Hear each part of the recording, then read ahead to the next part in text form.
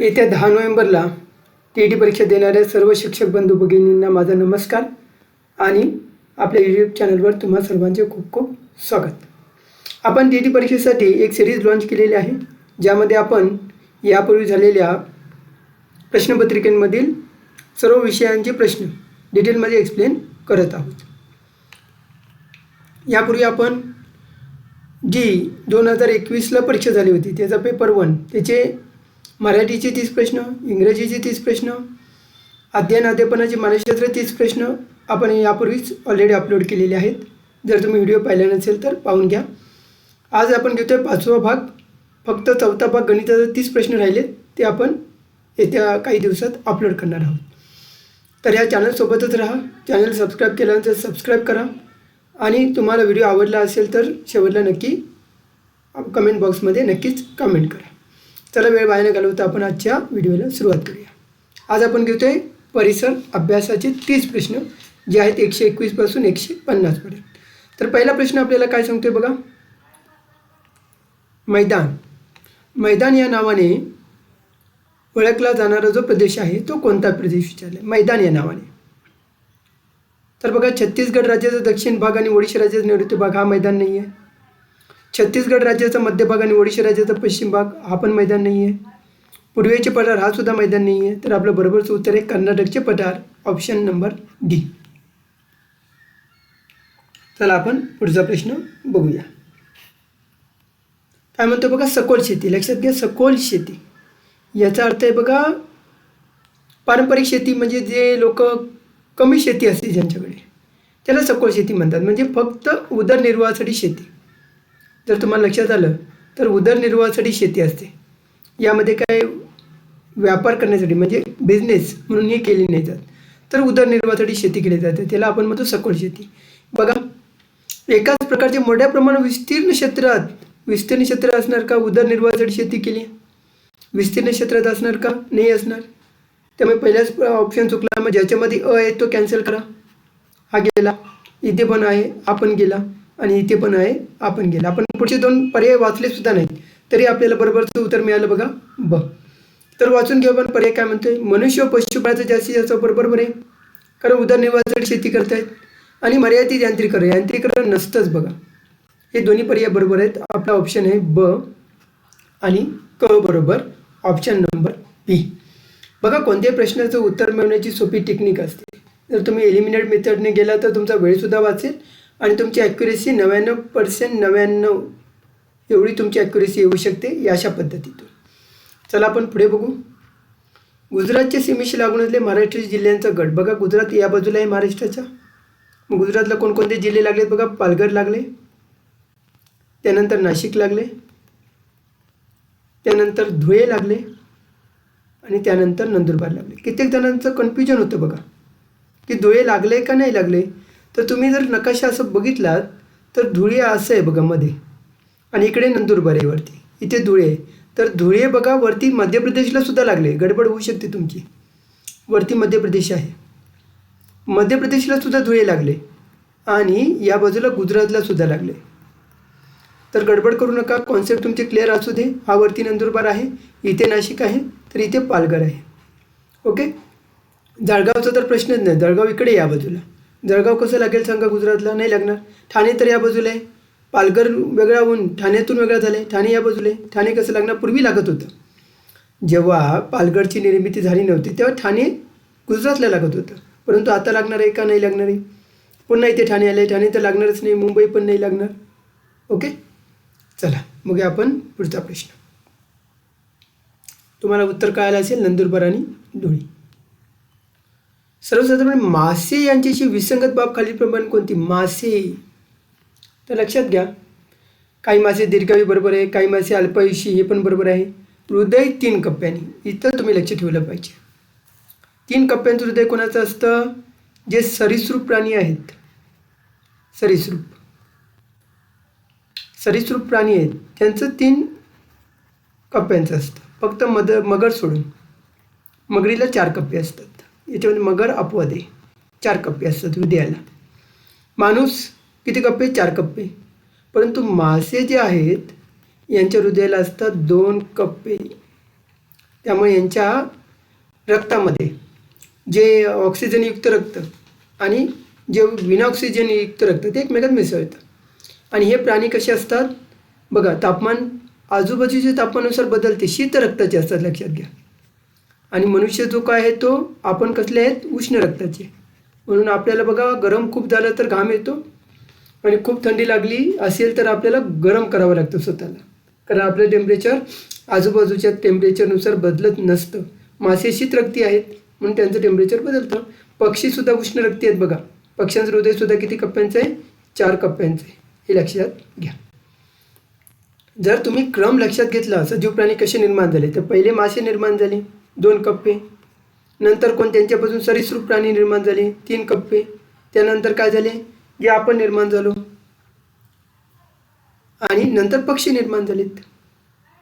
Okay, अशा प्रकारे क्रम आहे। म्हणून 4 कप्पे, 2 कप्पे, 3 कप्पे आणि 4 कप्पे असं लक्षात आलं असेल तुम्हाला। मग विसंगत बाब विचारली म्हणजे हे चुकीचं आहे, म्हणजे विसंगत बाब तर हीच आहे, कारण 2 कप्पे असायला पाहिजे, ते 3 दिले आणि हे तर बरोबर आहे। म्हणजे आपला बरोबरचा पर्याय बघा, पर्याय क्रमांक सी। चला पुढे बघूया 125। संपर्कजन्य म्हणजे काय, रोगांचं गड खालीलप्रमाणे कोणतं, संपर्कजन्य म्हणजे संपर्कातून हे रोग काय होतात, प्रसारित पावतात। ॲनिमिया, ॲनिमिया सांगा मला, लोहाच्या कमीने ॲनिमिया निर्माण होतो, हा संपर्कजन्य असू शकतो का, नाही। स्कर्विया तर क जीवनसत्वाशी संबंधित आहे, हां गस्करण होऊ शकतो, पण आपल्याला गड विचारलं आहे, हा चुकीचा आहे। मग नायटा इसब युरेमिया, युरेमिया हा काही संपर्कजन्य रोग नाही आहे। खरूज नायटा गलगण, गलगण कशामुळे होतो, आयोडीनच्या कमतरतेमुळे। काही गोष्टी सांगतो बघा, इथे लक्षात ठेवा तुम्ही। आयोडीनच्या कमतरते हे कशातून मिळते, आपल्याला मिठामधून मिळतं आयोडीन। ओके, मग गलगण हा काही संपर्कजन्य रोग आहे का, नाही आहे। म्हणजे आपला बरोबरचा पर्याय बघा, खरूज, इसब आणि गजकर्ण। चला पुढचा प्रश्न बघूया। मेलेल्या जनावरांच्या हाडापासून बोनमील या नावाने प्रचलित काय आहे, मेलेल्या जनावरांची हाडं, जिलेटिन, जिलेटिन म्हणजे बॉम्बसारखं बनवू शकतात का, मेलेल्या जनावरांच्या हाडापासून होऊ शकतं का, नाही म्हणा। कीटकनाशके बनवू शकतात का, नाही। औषध बनवू शकतात का, नाही। म्हणजे सामान्य ज्ञान जरी वापरलं, कॉमन सेन्स जरी वापरलं, तरी आपल्या बरोबरचं उत्तर येते खत। चला पुढे बघूया। प्रामुख्याने मानवी शरीराचे बांधणीस आवश्यक असणारे पोषक द्रव्य कोणत्या घटकापासून मिळतात, प्रथिनेपासून मिळतात। प्रथिने हेच तर आपल्या जीवनाचं काय आहे, सर्व पोषक घटक बनवणारा जो घटक आहे तो आहे प्रथिने। चला पुढे बघूया। शरीरावर जखमे जागी होणार रक्तस्राव गोठवण्याचे रक्तकेशिका हे तर काम करत नाहीत, रक्तलसिका हे तर पित्त असतं बघा, रक्तग्रासिका पण नाही, रक्तबिंबिका हे काम करतात, की रक्ताच्या ठिकाणी काय करतात, ते गुठळ्या तयार करतात। चला पुढे बघू। आकाश निळ्या रंगाचे दिसते, याला कारणीभूत ठरणारे घटक खालीलप्रमाणे कोणते, वातावरण, बरोबर आहे, वातावरण आहे म्हणून तो निळा रंग निर्माण होतो, आणि प्रकाशाचे विकिरण ही गोष्ट लक्षात घेतली पाहिजे। तर वातावरणात बघा, वातावरणामध्ये एक सूक्ष्म कण असतात, कशाचे, धुलीकण, वाफ असते, असे सूक्ष्म कण असतात, आणि या कणावरती जेव्हा सूर्यकिरण पडतात त्या सूर्यकिरणांचं काय होतं, विकिरण होतं, काय होईल, विकिरण होईल, आणि विकिरण झाल्यानंतर जो पहिला रंग तयार होतो तो असतो निळा। ओके, म्हणून प्रकाशाचे विकिरण काय होतं, होऊन आकाशाचा रंग आपल्याला काय दिसतो, निळा दिसतो। ओके, म्हणजे आपले दोन्ही स्टेटमेंट काय आहेत, बरोबर, म्हणजे आपला बरोबरचा पर्याय आहे पर्याय क्रमांक सी, दोन्ही अ आणि ब। चला पुढे बघूया। सर्वसाधारण धातू नसतात म्हटले, लक्षात घ्या, तन्य असतात, तन्यता म्हणजे काय, तर त्याची तार तयार करते, धातूची तार तयार करता येते, बरोबर आहे। वर्धनी, वर्धनी म्हणजे पत्र्याचं स्वरूप देता येतं, असं पत्रा तयार करता येतो, बरोबर आहे। सुवाहक, बरोबर आहे, आपण तांबे वापरतो इलेक्ट्रिकचं वाहन करण्यासाठी, तांब्याची तार वापरतो, सुवाहक पण आहेत। ठिसूळ आहेत का, नाही, ठिसूळ नाही होऊ शकत, ठिसूळ धातू नाही आहे। ओके, धातू हा कडक असतो, नेहमी कठीण असतो। चला पुढे बघूया। 131 कारण आणि परिणाम। पाणी हे संयुग आहे, संयुग आणि मिश्रणामध्ये काय फरक आहे सांगा मला, संयुग आणि मिश्रण, मिश्रण काय असतं बघा, ज्याच्यामध्ये कोणताही एक रेशिओ नसतो, हे एका रेशिओमध्ये असतं। पाणी कसं असतं बघा, H2O, 2 हायड्रोजन आणि 1 ऑक्सिजन, असंच असतं सगळ्या ठिकाणी, हा फॉर्म्युला सगळ्या ठिकाणी सारखा असतो। मिश्रणामध्ये हवा हे मिश्रण आहे, हां, हवेत कसेही घटक मिसळलेले आहेत बघा, ते काय कोणत्या प्रपोर्शनने नाही मिसळले। ओके, मिश्रण हे वेगळं करता येतं, पण संयुग हायड्रोजन आणि ऑक्सिजन वेगळा करता येतो का पाण्यातून, नाही आहे। म्हणजे हायड्रोजनचा काय बघा, ज्वलनशील गुणधर्म आहे, ऑक्सिजनचा गुणधर्म वेगळा आहे, मग पण पाणी तयार झाल्यानंतर या दोघांचे गुणधर्म दिसतात का आपल्याला? हायड्रोजनचे आणि ऑक्सिजनचे नाही दिसत. म्हणजे पाण्याचे गुणधर्म हायड्रोजन आणि ऑक्सिजन यांच्या गुणधर्मापेक्षा भिन्न आहेत.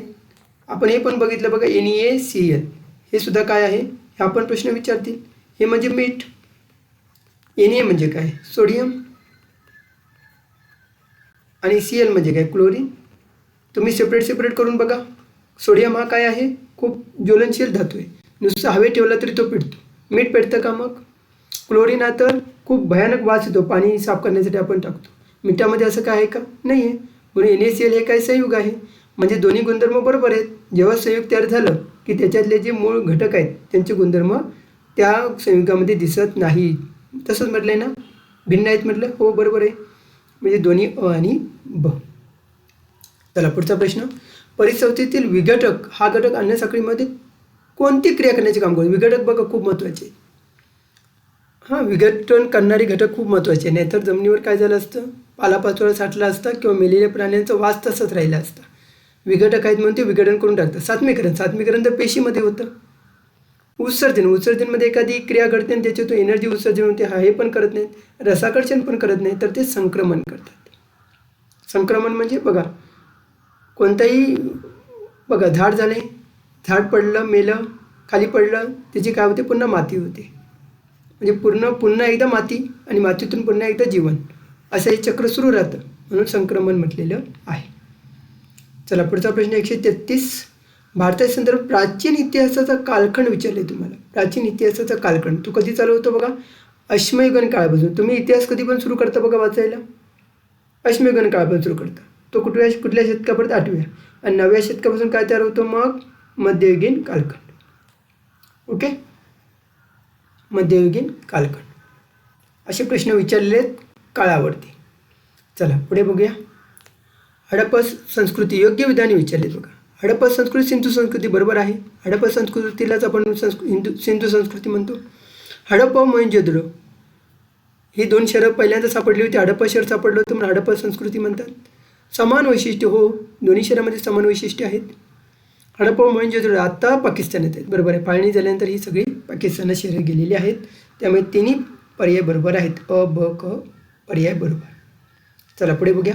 मानवी उत्क्रांतीच्या काळात बुद्धिमान मानव कोणता? बघा, होमो इरेक्टस जो पहिल्यांदा ताट उभा राहिला, ताट करण्याचा माणूस म्हणतो आपण, याला बुद्धिमान म्हणतो का नाही म्हणत. निअँडरथल मॅन, त्याच्यानंतरचा क्रोमेनोन मॅन हा काय आहे? बुद्धिमान माणूस आहे. चला पुढे बघूया. 136. शिवकाळात शिवाजी महाराजांचे खूप प्रश्न विचारलेले आहेत, लक्षात घ्या. त्यामुळे शिवाजी महाराजांचा अभ्यास तुम्ही व्यवस्थित केला पाहिजे. तर साम्राज्याचा भाग नसलेला प्रदेश विचारतात. तर बेळगाव हे साम्राज्यातच होतं, लक्षात घ्या. कारवार, धारवाड हे सुद्धा साम्राज्यात होतं. तामिळनाडू ते वेल्लोरसुद्धा आपल्या साम्राज्यात होतं बघा. परंतु म्हैसूर आणि मदुराई हे साम्राज्यात नव्हतं. म्हणून आपला बरोबरचा पर्याय क्रमांक डी. चला पुढे बघूया. छत्रपती शिवाजी महाराज हे आपल्या सहकार्यांना उद्देशून बोलत आहेत असा प्रसंग कल्पून कोणी काव्यरचना केली आहे? सर्वात पहिली गोष्ट बघा, हे पर्याय दिला महात्मा ज्योतिबा फुले. हा पर्याय का दिला असे लक्षात घ्या. तर महात्मा फुलेंनी स्वतःला कुळवाडी भूषण म्हटलं होतं. आणि कुळवाडी भूषण म्हणून एक पोवाडा रचला होता, जिथे ते शिवाजी महाराजांना कुळवाड्यांचा राजा म्हणतात बघा. पोवाडा रचला होता. तर असा प्रश्न विचारला, पोवाडा कोणी रचला आहे? तर तो ज्योतिबा फुलेंनी रचला. किंवा समाधी शोधण्याचे, रायगडवरची समाधी शोधण्याचं कामसुद्धा त्यांनीच केलं होतं. शिवाजी महाराज समाधी शोधण्याचं कामसुद्धा ज्योतिबा फुले यांनी केलं होतं. परंतु आपल्या प्रश्नाचं उत्तर काय? काव्यरचना म्हटलं आहे. शिवाजी महाराज आपल्या सहकार्यांना उद्देशून बोलत आहेत अशी काव्यरचना कोणी केली म्हटलं? ते उत्तर आहे बघा, सुब्रमण्यम भारती.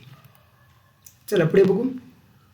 मध्ययुगीन भारताचे पहिले आर्मर दल लक्षात घ्या कोण आहेत? त्याचे संस्थापक शिवाजी महाराज आहेत. म्हणून तर आता आपण आपल्या नेव्हीच्या झेंड्यावरती काय केलं? शिवाजी महाराजांचा एक ध्वज लावलेला आहे आत्ता रिसेंटली, जर तुम्ही न्यूज बघितली असेल तर. म्हणजे पहिले शिवाजी महाराजांचा कालखंड कोणता? 1630 ते 1680. आता 16वं शतक, 1601 पासून कोणतं शतक चालू होतं? 17वे शतक चालू होतं. हे लक्षात घ्या. काही जणांचा या ठिकाणी गोंधळ उडतो. पुढचं मोजायचं आहे बघा. आता आपण कोणत्या 2000 चालू आहे म्हणजे 21वे शतक चालू आहे. म्हणजे कोणतं शतक चालू आहे? 17व्या शतकात हे सगळं आरमार उभारण्याचं काम केलं होतं. आणि पहिले आरमार प्रमुख जे होते ते होते कान्होजी आंग्रे. म्हणून यांना काय म्हणतो आपण? शिवाजी महाराजांना आपण आरमाराचे जनक म्हणतो भारताच्या. आणि कान्होजी आंग्रे हे पहिले आरमार प्रमुख होते. चला पुढे बघूया.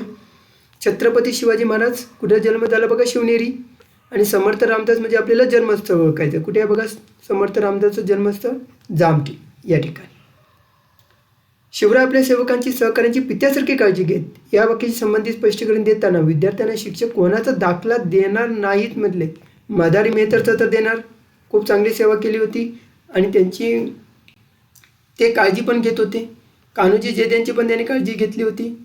प्रतापराव गुजरांची पण काळजी घेतली होती, पण यांची नाही घेतली होती. लक्षात घ्या. म्हणजे ह्यांचा दाखला नाही देणार, बाकी सगळ्यांचा दाखला देतील. तर भाजी घोरपडेचा काय संदर्भ आला आपल्याकडे, तर शहाजी महाराजांना काय केलं, या माणसाने विश्वासघात केले. कधी, जेव्हा अफजल खानने अटक केली होती. अफजल खानने शहाजीराजांना अटक केली होती तेव्हा या माणसाने बाजी घोरपडेने काय केलं, विश्वासघात केला. आणि म्हणून याला काय केलं होतं, निष्कासित केलं होतं. शिवाजी महाराजांनी आपल्या ह्याच्यातून हाकलून दिलं होतं. म्हणजे हा दाखला देऊ शकतो का आपण, हा दाखला देऊ शकतो का, पित्यासारखी काळजी घेते, याची घेतली का नाही घेतली, याला तर हाकलून लावलं. म्हणजे आपला बरोबरचा पर्याय बघा, पर्याय क्रमांक डी. चला पुढे बघू. शिवरायांच्या काळात बारगीर कुणाला म्हणत होते, घोडदळाला म्हणत होते, बारगीर. चला पुढे बघू. मूलभूत अधिकार, किती मूलभूत अधिकार आहेत बघा, मूलभूत अधिकार आहेत आपल्याला. किती चालू झाले, कधीपासून चालू झाले बघा, कलम नंबर 12 ते किती सांगा, 36, 12 ते 35 पर्यंत काय सर्व मूलभूत अधिकार दिलेले आहेत. ज्यामध्ये धर्मस्वातंत्र्याचा अधिकार दिला आहे का, हो दिला आहे. कितीपासून, 25 ते 28 पर्यंत. शैक्षणिक अधिकार दिला आहे का, हो दिला आहे. सर्वांना मोफत आणि सक्तीचं शिक्षण मिळावं, 21A. आणि अल्पसंख्याकांचा अधिकार जो आहे तो 29 आणि 30, हे शिक्षणाचे अधिकार आहेत. लक्षात घ्या. घटनात्मक उपाययोजनेचा अधिकार दिला आहे का, हो, कलम नंबर 32. आणि यालाच बाबासाहेब आंबेडकरांनी काय म्हटलं आहे, संविधानाचा आत्मा म्हटलं आहे. कारण तुम्हाला हक्क दिलेत, परंतु त्या हक्कांची जर पायमल्ली होत असेल तर तुम्हाला ते हक्क बजावून घेता येतात. कोणाकडून, सुप्रीम कोर्टाकडून घेता येतात, किंवा जे आपली स्टेट कोर्ट आहेत, उच्च न्यायालय आहेत, त्यांच्याकडून सुद्धा आपल्याला घेता येतात. उच्च न्यायालयाकडून सुद्धा आपल्याला हे हक्क घेता येतात. मग मतदानाचा अधिकार हा हक्क आहे का, आपल्याला दिला आहे का, नाही दिले. म्हणजे आपलं बरोबरचं उत्तर काय बघा, ऑप्शन नंबर सी. चला पुढे बघू. किमान 15 व कमाल 45 सदस्य संख्या कोणत्या स्थानिक संस्थेत असते. नगरपंचायतची किती असते, 17पासून पुढे असते. लक्षात घ्या. नगर परिषद किती आहे बघा, 25पासून पुढे आहे. आणि ग्रामपंचायत किती आहे बघा, 7 ते 17. मग आपल्या बरोबरचा पर्याय काय बघा, पंचायत समिती. चला पुढे बघू. खालीपर्यंत राज्यपालाशी संबंधित, राज्यपाल काय असतो, राज्याचा घटनात्मक प्रमुख असतो. हे बरोबर आहे. घटनेने त्याला प्रमुख बनवले. घटनेने राज्यातला पहिला व्यक्ती, जसा देशाचा घटनेचा प्रमुख कोण आहे, राष्ट्रपती असतो, तसाच राज्यात कोण असतो, राज्यपाल असतो. हे लक्षात घ्या. राज्याचे कार्यक्रम प्रमुख नसतात, बरोबर आहे. कार्यकारी प्रमुख कोण आहे, मग मुख्यमंत्री. मुख्यमंत्री हा कार्यकारी प्रमुख असतो आणि राज्यपाल हा घटनात्मक प्रमुख असतो. हे वाक्य बरोबर आहे. राज्यापालील व्यक्ती बरोबर आहे. आता तुम्ही बघितले आपल्या राज्यात जे राज्यपाल नेमले जातात ते बाहेरचेच असतात, बाहेरच्या राज्यातून आलेले असतात. परंतु असं काय संविधानात नमूद नाही केले, हे मानलं जातं. ओके.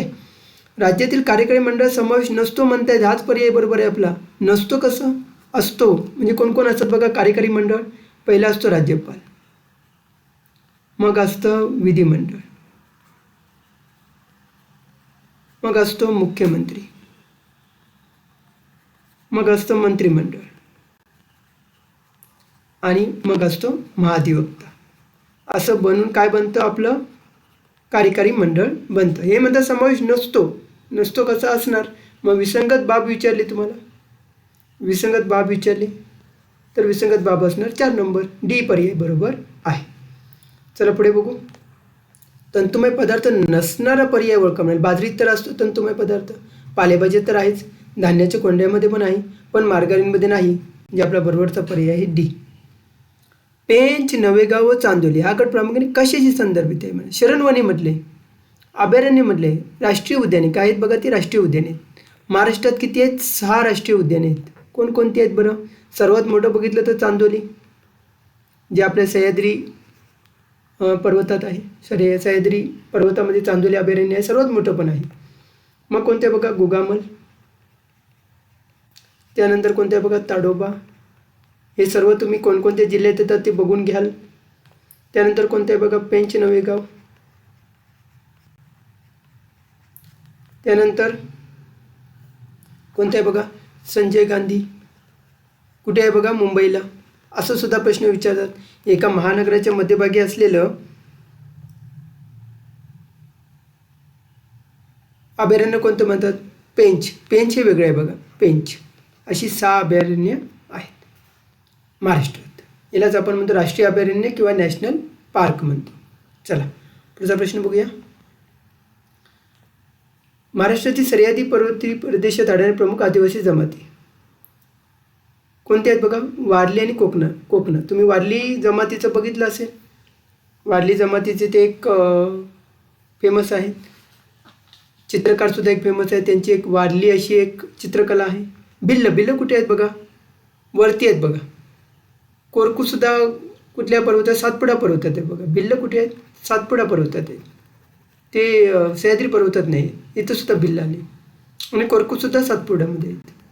हा तुम्हाला डिटेल अभ्यास करायला पाहिजे, आदिवासीची जाती कुठे कुठे आढळतात. ओके, चला पुढचा प्रश्न. काळी मृदा या प्रकारचे मृदेचे वैशिष्ट्य गुणधर्म नसणारे विधान खालील पर्यायापैकी कोणते. ज्याने प्रश्न नीट वाचला ना त्याला या प्रश्नाचं उत्तर सापडलं बघा. बघा इथे चौथा पर्याय तुम्हाला कोणते नाही विचारले. बघा इथं गाळाची मृदा म्हटले आणि इथं काय दिलं आहे, वरती काय दिलं, काळी मृदा. ज्याने हा प्रश्न नीट वाचला नाही तो गडबडला बघा. या मृदेला रेगून म्हणतात, बरोबर आहे. पण गाळाची मृदा म्हणतात का, नाही, काळी मृदा म्हणतात. ठीक आहे, गाळाची मृदा नाही. गाळ्याने त्र झाले का, नाही. बघा पुढे, बेसाल्ट खडकांचा अपेक्षेने, बरोबर आहे. बेसाल्ट वरती आलं होतं ना. महाराष्ट्राची निर्मिती कशामुळे झाली आहे, तर ज्वालामुखीच्या उद्रेकामधून झाली. ज्वालामुखीचा उद्रेक झाला होता आणि त्यामुळे महाराष्ट्राचं पठार निर्माण झाले. आणि 85% 80 ते 85% भाग हा कशाचा आहे बघा, पठाराचा आहे आपल्यामध्ये. टिटॅनिक परत मॅग्नेटाइट याकडे काळा रंग प्राप्त होतो, हे पण बरोबर आहे. पाणी धरून ठेवण्याची क्षमता सर्वात जास्त आहे, बरोबर आहे. म्हणून त्याला कापसाची काळी मृदा सुद्धा म्हणतात. कापसाची काळी मृदा सुद्धा म्हणतात, लक्षात घ्या. मग हे ज्याला माहीत होतं त्यालाच हे कळालं. आपल्या बरोबरचा पर्याय कोणता, डी. कारण तुम्हाला विचारलंय विसंगत विधान, नसणारं विधान विचारलंय. गाळाची मृदा म्हणतच नाही. गाळाची मृदा कुठे तयार होते, जिथे मोठ्या मोठ्या नद्या असतात. जिथे मोठ्या मोठ्या नद्या असतात त्यालाच काय म्हणतात, गाळाची मृदा म्हणतात. मोठ्या नद्या असतील, नद्यांनी वाहून आणलेल्या गाळाने गाळाची मृदा तयार होते. सर्वात जास्त जर विचारलं महाराष्ट्रात कशाचं प्रमाण आहे, काळ्या मृदेचं आहे. आणि कोणकोणत्या प्रकारची मृदा सापडते आपल्या महाराष्ट्रात, जांभा मृदा सापडते. ती कुठं कुठं आहे बघा, कोकण आणि विदर्भ. जिथे खूप पाऊस पडतो तिथे जांभा मृदा सापडते. गाळाची मृदा नद्यांच्या बाजूला आहे आणि लाल मृदा सुद्धा सापडते. तर सर्वात जास्त काळी मृदा सापडते. चला पुढे बघू. जलसिंचन क्षेत्राचा विचार करता सर्वसामान्यपणे जलसिंचन साधनाच्या वापरानुसार सर्वात जास्त पाहिजे आणि सर्वात कमी अशी जोडी दर्शवणारा पर्याय कोणता. तर लक्षात ठेवा, सर्वात जास्त बघा विहिरीत, कालवा आणि तलावात उपसा, हे लक्षात ठेवा. असं साधारण वापराचं प्रमाण. सर्वात जास्त कशातून वापर केला जातं, पाण्याचा विहिरीतून, त्यानंतर कालव्यामार्फत, त्यानंतर तलावाचं पाणी वापरलं जातं, त्यानंतर उपसा. उपसा म्हणजे एखाद्या ठिकाणचं पाणी आहे ते उपसून वरती घेऊन शेती केली जाते. उपसा सर्वात कमी प्रमाण आहे बघा. नाहीतर तुमचा गोंधळ होऊ शकतो. उपसा म्हणजे तुम्ही म्हणाल विहिरीतून पण उपसलं जातं पाणी, कलावात पण उपसलं जातं, तलावातून उपसलं जातं. उपसा हा प्रकार म्हणजे एका ठिकाणचं ठेवलेलं पाणी घेऊन दुसरीकडे शेती करा. मग कुठे आहे बघा पर्याय, विहीर आणि उपसा कुठे पर्याय बघा, सी. चला पुढचा प्रश्न बघूया. शेवटचा प्रश्न आहे, खालील पर्यायापैकी रेखावृत्ताचे वैशिष्ट्य कोणतं. तर बघा रेखावृत्त म्हणजे काय ते समजून घ्या पहिलं. पृथ्वीवर आपण स्थान निश्चिती करण्यासाठी एक रेषा ॲझ्युम केले. मग हे जे बघा या ज्या रेषा आहेत ते काय आहेत, अक्षवृत्त म्हणतो. आडव्या रेषा त्याला काय म्हणतो आपण, आडवा अक्षवृत्त. आणि ते उभ्या रेषा आहेत अशा स्थान निश्चिती करण्यासाठी आपण रेषा म्हणल्यात पृथ्वीवर, त्याला आपण काय म्हणतो, रेखावृत्त, उभ्या रेखावृत्त म्हणतो. चला आता आपण प्रश्न बघूया. परस्परांशी समांतर आहेत का बघा, इथे गोल केले. समांतर कोण आहेत? अक्षवृत्त एकमेकांशी समान आहेत. जर विचारलं तर अक्षवृत्त समान येतील. परस्परांशी समांतर कोण आहेत? अक्षवृत्त. रेखावृत्त आहेत का? नाही. लांबी समान, हां लांबी समान आहे. अक्षवृत्तांची लांबी समान होईल का? बघा हे सर्वात मोठं अक्षवृत्त आहे मधलं, त्याला आपण म्हणतो 0 डिग्री अक्षवृत्त, ज्याला आपण विषुववृत्त म्हणतो, ते सर्वात मोठं आहे. विषुववृत्त सर्वात मोठं आहे. एकूण किती आहेत अक्षवृत्त? तर हे 0 डिग्री आणि वरती किती? 90, खाली किती? 90. एकूण किती झाली? 181. गडबड होऊ शकते तुमची, काही बेसिक कॉन्सेप्ट आहेत बघा अगदी, पण असा प्रश्न विचारल्यानंतर आपला गोंधळ उडतो. 180 आहेत की 181? तर लक्षात ठेवा 0 डिग्री 1, वरती 90, खाली 90, 181. रेखावृत्त किती आहेत? 180. मग अक्षवृत्तांची लांबी काय आहे? सारखीच आहे. अक्षवृत्तांची लांबी सारखी होईल का? बघा इथलं सर्वात मोठं, इकडं कमी, इकडं अजून छोटं छोटं होत जाईल. म्हणजे अक्षवृत्तांची लांबी कशी असते? असमान असते. परंतु यांची लांबी समानच. रेखावृत्ताचं एकच वैशिष्ट्य आपल्याला दिसतंय, मूळ रेखावृत्त म्हणजे बृहतवृत्त असं काही नाही. मूळ रेखावृत्तच नाही आहे. मूळ काय असतं? अक्षवृत्त असतं. त्यालाच आपण काय म्हणतो? मूळ रेखावृत्त अक्षवृत्त म्हणतो. मूळ रेखावृत्त हां 180 अंश. मूळ अक्षवृत्त म्हणतो आपण, तेच विषुववृत्त, तेच 0 अंश 0 अंश रेखावृत्त नाही म्हणत. 0 अंश रेखावृत्त नसतंच. रेखावृत्तामध्ये 0 अंश रेखावृत्त नाही. 0 अंश काय आहे? अक्षवृत्त आहे, हे लक्षात घ्या. त्यालाच आपण काय म्हणतो? विषुववृत्त म्हणतो. ओके, हे सगळे चुकीचे आहेत पर्याय. परस्परांशी समांतर पण नसतात, हा पण पर्याय चुकीचा आहे. म्हणजे आपला एकच पर्याय बरोबर आहे, लांबी समान, म्हणजे पर्याय क्रमांक बी. चला, आपण परिसर अभ्यासाचं व्यवस्थित डिटेल ॲनालिसिस केलेलं आहे. मला वाटतं तुम्हाला व्हिडिओ आवडला असेल. आवडल्यास नक्की कॉमेंट करा. तुमच्या काय सूचना असतील तर नक्की कॉमेंट बॉक्समध्ये टाका. आणि तुम्हाला कोणता व्हिडिओ लवकरात लवकर हवा आहे तर त्या संदर्भातसुद्धा सूचना करा. नक्कीच आपण आता या पेपर 1मधला एक पार्ट राहिला आहे गणिताचा, तो लवकरात लवकर अपलोड करण्याचा प्रयत्न करू. आणि त्यानंतर आपण पेपर 2 घेणार आहोत, जो नोव्हेंबर 2021ला झाला होता. त्याचीसुद्धा 5चे 5 भाग आपण डिटेलमध्ये ॲनालिसिस करणार आहोत. समाजशास्त्र पण आणि विज्ञान गणितसुद्धा, असे दोन्ही भाग आपण डिटेलमध्ये ॲनालिसिस करणार आहोत. नक्की या चॅनलबरोबर जोडून राहा. नक्कीच तुमचा 10 नोव्हेंबरला जी एक्झाम येणार आहे, नक्कीच तुमचा या सिरीजच्या मार्फत फायदा होईल. व्हिडिओ शेवटपर्यंत बघितल्याबद्दल खूप खूप धन्यवाद. Thank you very much.